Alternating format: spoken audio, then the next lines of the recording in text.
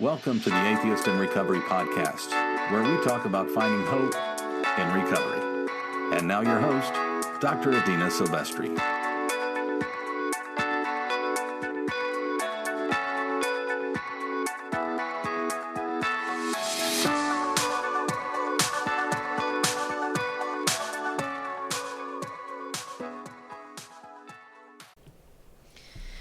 Well, hello, ladies and gentlemen, and welcome to episode 8 of the Atheists in Recovery podcast. I am excited for you to meet my next guest, Dr. Elizabeth Bonet. And for today's episode, it was pretty enlightening. We talked about Dr. Bonet and her journey through recovery, how she started as a preacher's kid, a PK, as she calls herself, and went throughout many years as a atheist, and then shuffled on into the spiritual world, where she currently resides. And we talk about her journey and how identifying your higher power is incredibly important. And it really informs all of your recovery. And so we look at that. We look at, what it means to have a critical higher power and how to turn your feelings over when you're struggling with thoughts of relapse. And that religion, as you may have already figured out, it's not so black and white. You can be an atheist and still pray to God. So let's talk a little bit more about our guest, Dr. Bonet. She is a winner of numerous awards, including the Top 100 Moms in Business. Dr. Bonet has almost always worked for herself in one business or another, whether it was selling door-to-door at the age of 6, programming and designing websites, freelance writing, yoga, or hypnosis.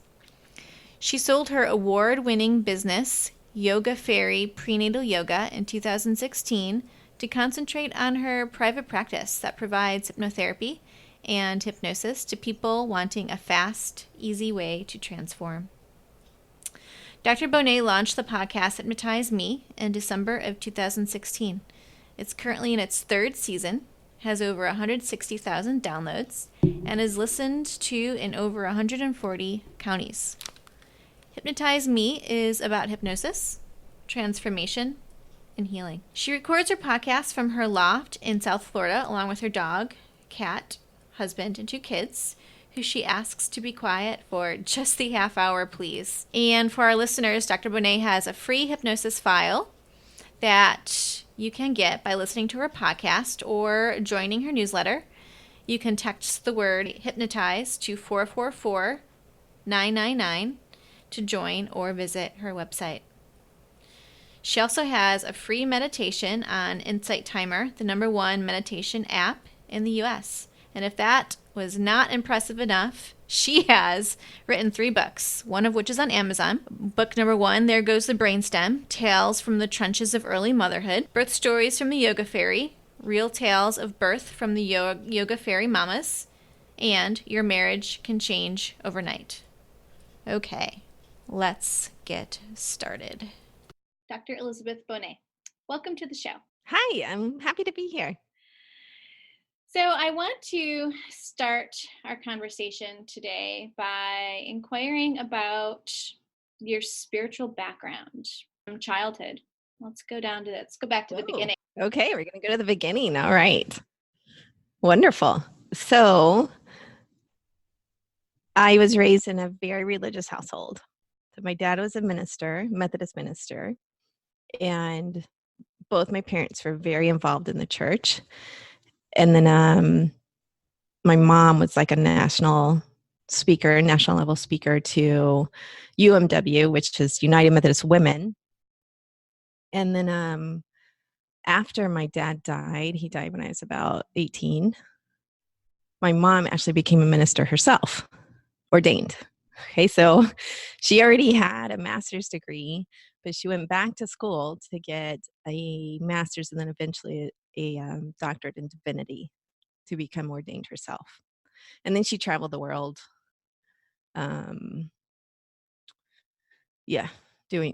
Doing ministry type of stuff. Now, they actually did that together when I was younger. So I am the youngest of four. And they lived in Central Africa, Zaire, Zambia, for a decade. Okay, but there's about 9 years between my brother and myself. And so he was hitting his teen years and I was itsy bitsy. And they decided to come back to the US until basically all the kids were out of school. So he died my senior year of high school when they were getting their passports together and getting ready to go back through the Methodist Church again when he passed away. So my mother went on this journey and became ordained herself and tried to be in churches I grew up in Texas, so in the Dallas area, in Plano, outside of Dallas. So she tried to be in the U.S. churches, but it just didn't work for her. She felt like there was so much sexism going on as a female minister. So she decided to go abroad again. So she went to Nepal for about 5 years and then South Korea for, I don't know, about 7 years. And she would come home in between, for a little bit. She'd help take care of my nephew for a little while, that type of thing. So I grew up in an extremely religious household. I cannot remember even one time seeing my parents drink. They never did drugs. It was prayer at dinner, church on Sunday, youth group Sunday night. Right? Yes. Yeah, that's yes. so interesting. I definitely think that, you could have this formative background or milieu of identity and that kind of cultivates that support and belonging, but also it can cultivate a sense of loss. And so how has that changed for you throughout the years? Well, when I went into college, I began questioning, and my mother was really convinced it was about grief. Like my dad had passed away and I was angry at God and all of this stuff. But I honestly didn't feel like it was about grief. I had begun questioning in my teens, but that's pretty typical, right? But it's also pretty hard to do as like a PK, a preacher's kid. Okay, because you are expected to really believe in God, right? Train up a child in the ways of the Lord. And I don't remember the second half, but they will eventually come back to it, right? So as I went through my college years and then into grad school, I really became an atheist.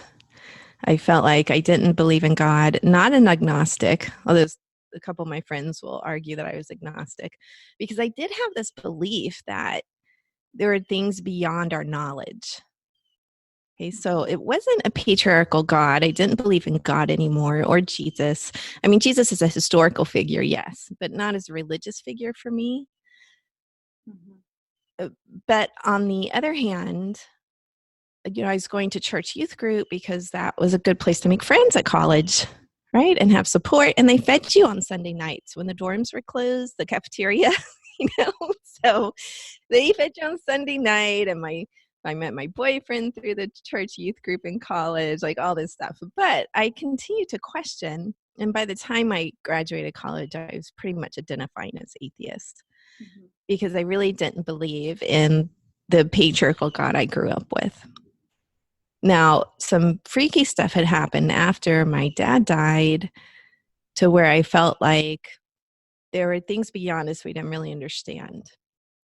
But I did not have the belief that that was the patriarchal God. Okay? And I was always fascinated by reading about near-death experiences. And so for me, I still read them. I still recommend them to clients. I work with anxiety. I'm an anxiety specialist. And I still recommend them if they're open to them. For me, it's almost impossible to not feel better without reading near-death experiences because they all come back and they're all like, we have a meaning here on this planet, like filled with a sense of meaning. They often Wow. change their life in significant ways.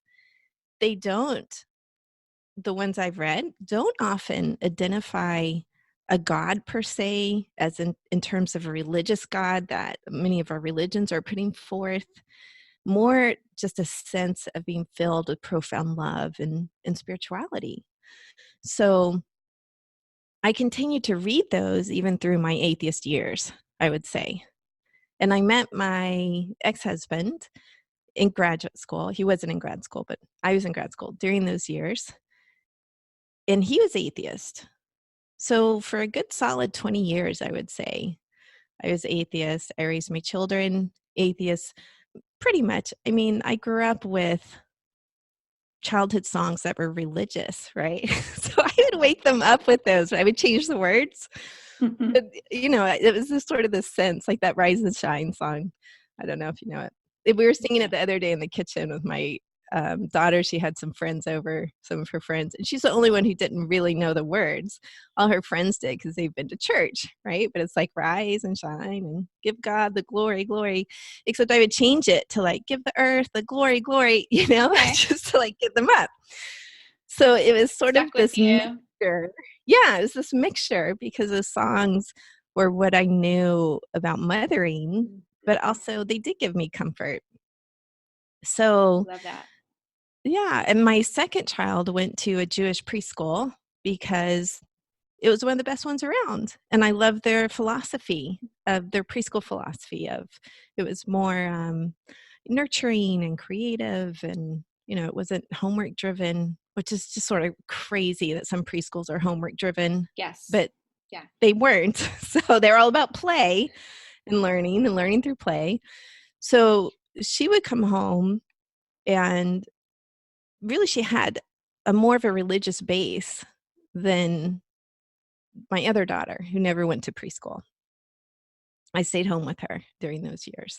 I was still staying at home with my second, but I had decided that I really didn't want to be insane, so I sent her to preschool, right? So we would have conversations about this sometimes, and she now identifies as atheist, but in the back of my mind, I'm like, well, she has a base in spirituality is how I see it, like very early learning base in spirituality. And my other daughter, well, I'm skipping ahead. So let me go back. I almost feel like, the attachment interviews where they ask you to tell about your childhood, and how somebody tells about their childhood is really important, more so than even what they're saying. And so sometimes when I talk about my childhood, that stuff comes up. I'm like, oh my God, I've transferred from the past to the present all of a sudden. It's like, I did not have a secure attachment to my narcissistic Everything's mother. coming out live. Only just you and I. Yes. Yes, exactly. Right. The thousands of people eventually listen to this. So, so I would say 20 years I was atheist. And then in there, I got divorced. And at some point after divorce, I started looking at various recovery programs. So I've never been addicted to alcohol or drugs, but I had other stuff going on. Overeating, under-earning, definitely some love addiction, I would say. So I began attending these groups, walking in as an atheist, and not even really realizing that this is a spiritual program. I mean, they say it in the steps, right? They say they do, but I had no idea. I didn't even really realize for a couple of months. Like, I think I just blocked it out. But they would stand around at the end and often hold hands and say the serenity prayer. And I just thought, well, God, I'll just ignore that part, basically. And also my home group that I identified with the most had a couple of atheists in it. So that group, by chance, tended to be very supportive of truly the concept of finding your own higher power instead of really calling that God. So I think I got lucky in that. I know other people have not had that experience when they walked into 12-step, and that they couldn't take the religion, and that really varies heard that. also from group to group and sometimes program to program. So as I began to work the steps and be more involved in that community, I would say it took about a year or so, but then I began to develop my own sense of what my higher power is. And I always say it's a freaky deaky, my woo-woo freaky deaky Well, now you have to higher explain power. that. Okay? Because it was not the patriarchal God of my childhood. Okay, absolutely not. It was more this like Indian goddess kind of image, somewhat like Lakshmi. And I saw her as loving and kind and really there to help me. So that's who I began to picture or image when I would pray. And I would do a lot of praying during those years. Now, I do have to say that even when I was an atheist, as a mother, I would often pray. Oh, that's so interesting. You're not the first person to say that, especially as a mother, that phrase right there. Yes, I would get so frustrated and overwhelmed, and I had severe PPD with both of them. And those toddler years were really hard for me. And so I would find myself being like, oh my God, like, please, somebody help me. I don't know who's up there, but please, somebody help me. It was a definite prayer. So definitely in the recovery years, I began to pray all the time, though. And when I remember walking in, when people say they would pray all the time, I'd be like, oh my God, I just roll my eyes, like that's nuts. That's just nuts. But as I began to find my own sense of spirituality, that did become a daily reality for me of like, okay, if nothing else, I still do this gratefulness of like something really wonderful happens, or I'm just walking the dog, I'm walking along and looking at the beautiful trees and say, thank you so much. I'm so grateful for these wonderful trees. And it's more like a heartfelt prayer to the universe than any particular, one deity, I would say. So my concept of my freaky deaky woo woo higher power also changed, I would say, in the last year or two. So that became more of a sense of, you may have to edit this very long pause out, or you can keep it in. It's up to you. Yes, for drama. But it became more of a sense that there are spirits that help us. There's an afterlife. Okay, so I always believed in reincarnation, but I couldn't figure out like this whole timeline in my head. Okay, like I had dated this guy right after my divorce. Well, I didn't date for like a year after my divorce because I was still nursing. But once the nursing was done, okay, I decided to date again. And this guy had a brain tumor like my father did, and there was just so many similarities there. But he would have been born before my father died. So I couldn't work it out in my mind. And then I got trained in hypnosis about 5 years ago, maybe 6 by now. And when you step into the hypnosis world, there's the clinical side of hypnosis, which helps all kinds of problems. And there's all kinds of medical research that goes on for those problems in the hypnosis and how it works. But there's also the spiritual side of hypnosis that is pretty strong, where people are looking for answers from their childhood. They're looking for past life regressions, and then also sometimes going to some kind of spiritual place. So somebody recommended this book to me, and I began to read about this. And then it began to pop up in my sessions, regardless of whether I wanted it to or not, regardless of whether I believed in it. In fact, 3 or 4 years ago, I would have told you I didn't believe in it. But actually, that's not true. because I had a past life regression myself, and that was probably 2013. And what are we in now? 2019? Yeah. Yeah. Well, it's about 5 years ago, right? I'm so bad at math. Is it? Yeah. Yeah, 5 or 6 years ago. Okay. So I had a past life regression myself, but I did not enjoy it. I did not like it. I did find some answers through it though, but I was not doing it myself. So, because it's somewhat of a specialty area in hypnosis, but my clients begin to go there without prompting. And so I was like, okay, maybe there's something to this. And then I ran across this book that talked about this spiritual place in between lives, and that we send part of our energy stays in that spiritual place to continue learning, and we send part of our energy back into somebody, like a body we pick. Okay. So finally that made sense to me. I was like, oh, this is how those timelines work. Because people will say, like, if our children picked us, like, how does that work if we weren't even born yet? You know what I'm saying? Like, how did they decide to have a relationship with us? I don't know. It just gets sort of freaky, right? But at the same time, I'd had some experiences through the years that were sort of freaky. So there was this time where we were driving along in the car, myself and my daughters, and they were smaller. They were like elementary school age, and they were frustrated with their dad about something.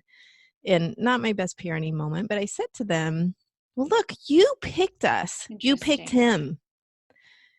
And they said, and we had not really talked about reincarnation or any of that during those years. Those were my atheist years. But this popped out of my mouth because I did believe in reincarnation. And they said, we picked you. You picked him. And I was like, whoa, okay, okay. So some of these things would happen along the way where I was like, perhaps there's something else out there. And now I really firmly believe that there's not one deity. I don't believe that. I do believe there's sort of this collective that helps guide us. Yeah. Yeah. And, in the practice I receive, whenever I ask the question, because I have to include spirituality in everything that I do now, because it's such a big part of people's recovery journey. And so I'll say, who is your higher power / wise self /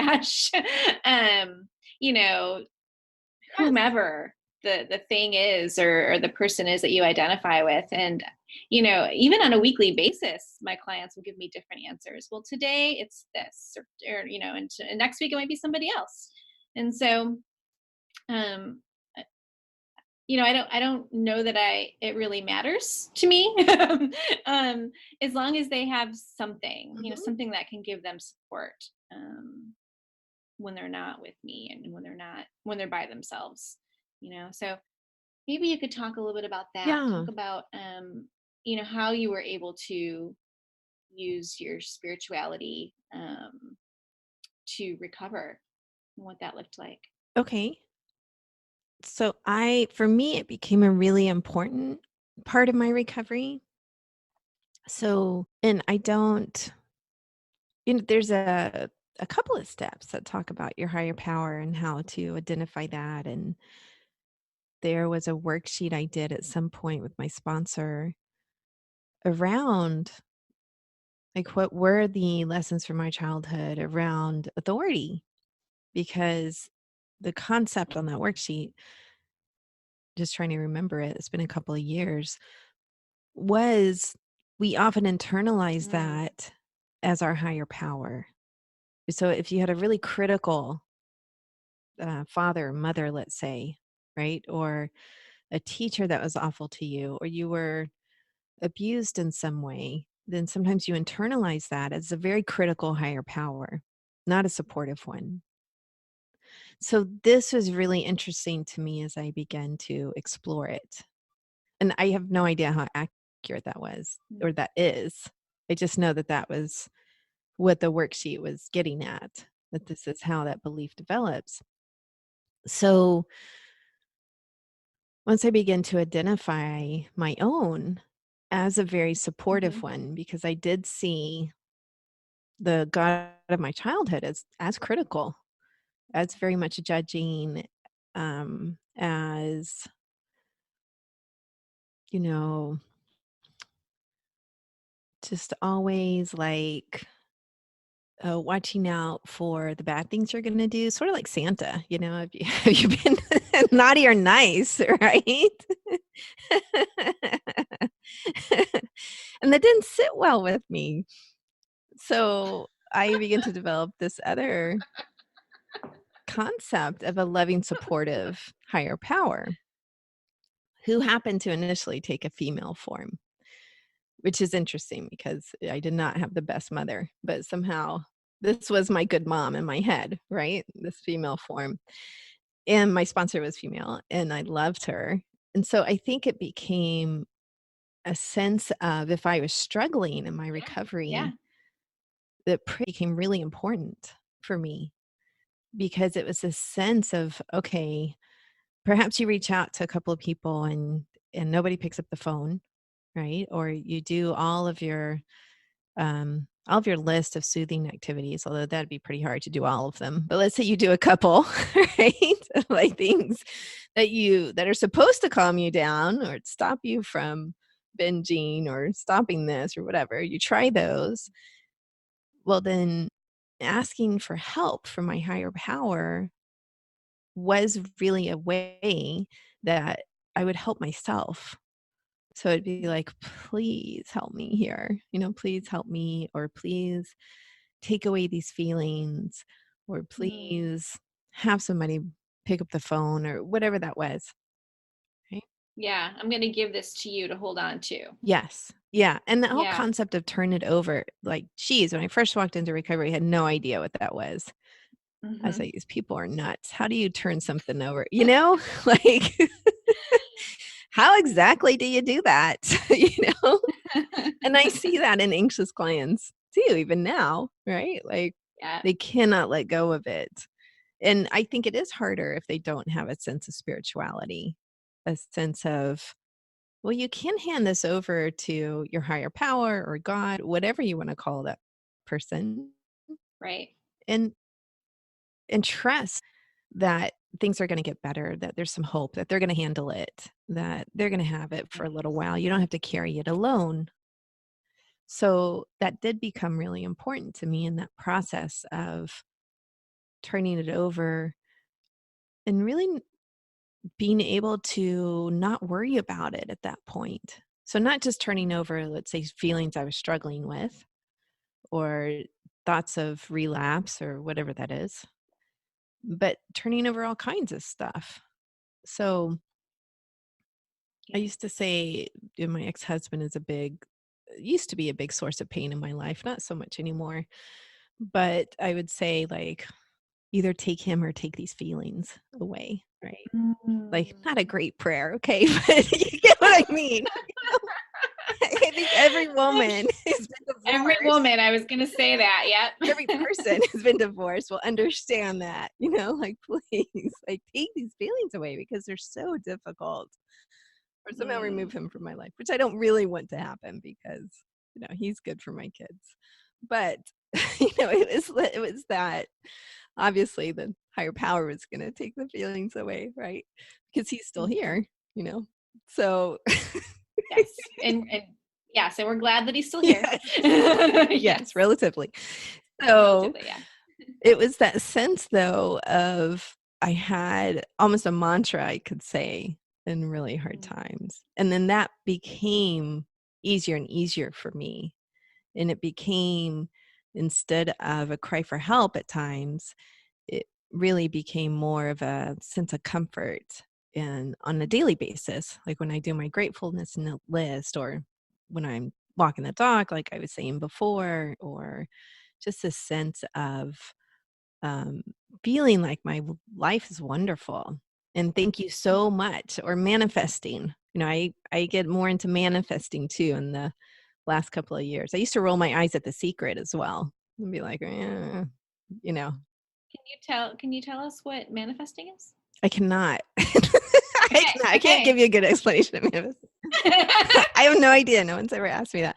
But I guess I would say, if I had to give it a shot, that it's a really bringing into reality your dreams and desires. Okay. That's what I would say. And so I was pretty good at that as an atheist too, like ran a successful business and huge on goal setting, absolutely major goal setter, and breaking those down even and keeping a like I would keep track of those and look back at them, because I knew even before I really read about manifesting, I felt like I was such a good goal setter because it would always happen that I had to be careful about what I wrote down, even because it would come true. Not always the way I thought it would, but when I would look back, like let's say I wrote them at the beginning of the year, and I would look back a year or two later and I would be like, oh my God, I didn't remember writing that. And that one came true.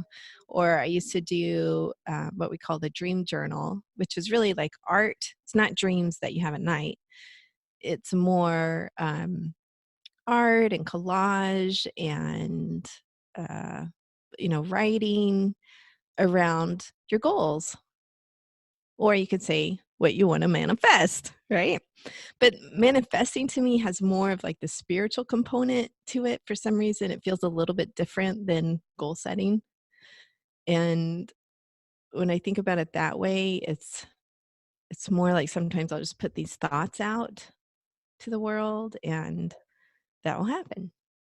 I don't know how it's going to happen, but it will happen. So it's less the dry breaking it down. Step 1, step 2, how are you going to get to that goal? And more like I don't know, naming the big thing. Does that make sense? Yeah, it's sort of it's like how do you eat an elephant, like one step at a time. Yes. And yes. And if it was like, Mhm. yeah, I mean, you could say, I'm going to eat an elephant this year, right? And then forget about it. And then find yourself 6 months later. Well, hopefully nobody eats an elephant, but we're just going with this metaphor. Find yourself 6 months later in the savannah having dinner, and they're serving elephant. And you're like, oh my God, I said I was going to eat an elephant, right? Versus like, I'm going to eat an elephant. Okay, well, where are you going to find the elephant? Well, maybe I can plan a trip to Africa, or India, right? Okay. And then what are you going to do? Well, then I'm going to find a restaurant who actually serves elephant. It's like breaking it down versus Exactly. I'm just going to write this down and let it go. Exactly. So I do both. Okay. I have my weekly list with everything broken down, but I definitely have those goals that I just sort of think about and let go, or write down and then let go. Yeah. Yeah, good. So it definitely sounds like you have many pathways that you utilize when you're working on your recovery. It's not just looking at one spiritual being or deity. It's a combination of different things. And so I think that's really a point that I want to highlight. And then also, I'm wondering if you could find that worksheet. I think that might be helpful too. Oh, yeah. And I could link to it in the show notes. I know I have it in my file somewhere. Okay. Yeah. Yeah. That'd be awesome. Yeah, I'll send it to you. And I would say that recovery for me just opened me up more to spirituality. So these different methods, like I no longer had to roll my eyes. I could say, okay, let me look at that. That looks interesting. Yeah. So it's a sense of this process that was started there. And again, I don't know if it's always supported there. Like I don't do a really active recovery right now, meaning I felt like that was a chunk of my life and I got what I needed and then I moved on. So I'll attend a meeting here and there, but it's not like a regular, I used to go 2 or 3 times a week, right? And then phone meetings and 90 and 90 and several different programs. And, that's a very active recovery in terms of 12-step. Right. So I still work on it in different ways, but I would say outside of the 12-step model. So the 12-step model, I think, was a jumping off point for me.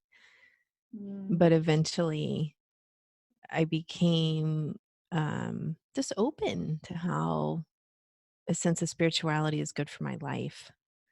And then I feel like I've internalized that, and that I'll carry with me the rest of my life. I may forget I will never forget what step 4 is, but I may forget step 7 or something. I don't know. you know? But the sense of spirituality, something you can take with you. Yes. Yeah, I completely agree. Well, I think that's probably a good place to stop. I really appreciate you coming on and for all of the wisdom that you shared with us today. What are some of the best ways to find you and all the awesome work that you're doing? Well, first I want to say it was my pleasure. I think it's a really interesting podcast. From the beginning, when I heard the idea, I was like, that's a great idea. So thank you for having me on. And people can find me through my website, drlizhypnosis.com. That's DRLIZ hypnosis.com.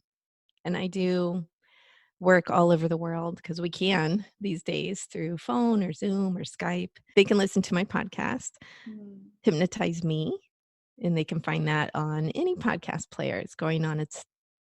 We're in the middle of the 3rd year now. We're almost done with the 3rd year. There's no we, it's me, but I feel like it's a we because it's my listeners and the people I interview, and I guess it is a we, right? And it will include my higher powers with a plural there on the end. So we're going on our 3rd year now, and I really love it. So that's a great way to get to know me as well. Awesome. Well, I really appreciate it. Thank you. You're welcome. Thank you for listening to the Atheists in Recovery podcast. For more great info and to stay up to date, head over to atheistsandrecovery.com.